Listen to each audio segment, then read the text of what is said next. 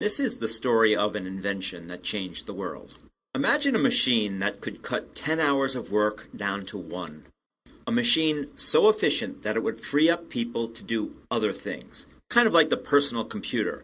But the machine I'm going to tell you about did none of this. In fact, it accomplished just the opposite. In the late 1700s, just as America was getting on its feet as a republic under the new U.S. Constitution, slavery was a tragic American fact of life. George Washington and Thomas Jefferson both became president while owning slaves, knowing that this peculiar institution contradicted the ideals and principles for which they fought a revolution. But both men believed that slavery was going to die out as the 19th century dawned. They were, of course, tragically mistaken. The reason was an invention, a machine they probably told you about in elementary school, Mr. Eli Whitney's CottonGin. A Yale graduate, 28-year-old Whitney had come to South Carolina to work as a tutor in 1793.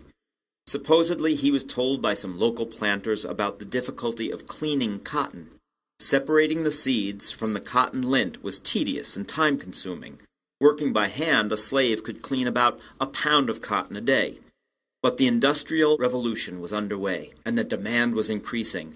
Large mills in Great Britain and New England were hungry for cotton to mass-produce cloth.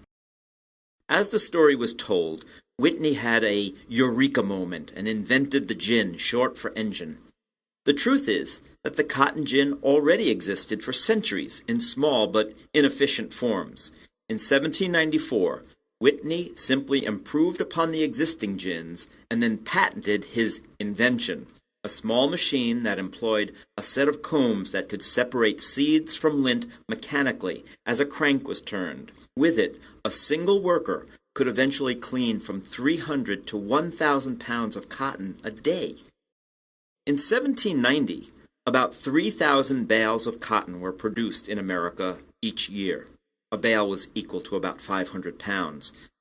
By 1801, with the spread of the cotton gin, cotton production grew to 100,000 bales a year.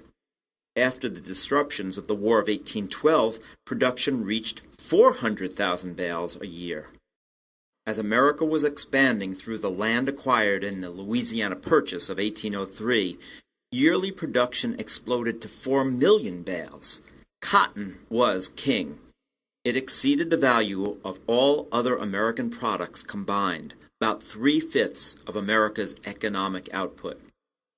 But instead of reducing the need for labor, the cotton gin propelled it, as more slaves were needed to plant and harvest king cotton.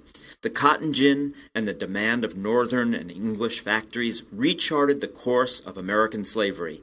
In 1790, America's first official census counted nearly 700,000 slaves. By 1810, 2 years after the slave trade was banned in America, the number had shot up to more than 1 million. During the next 50 years, that number exploded to nearly 4 million slaves in 1860, the eve of the Civil War.